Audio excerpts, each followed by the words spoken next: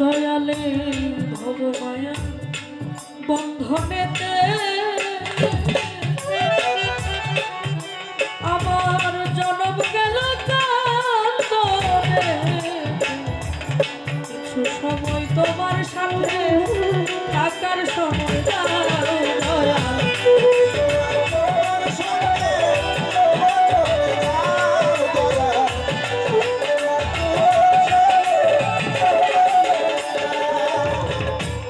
সাধক বলেছে এই ভবমায়ার বন্ধনতে আমার জনম গেল কান্দনেতে, কিছু সময় তোমার সাথে থাকার সময় দাও।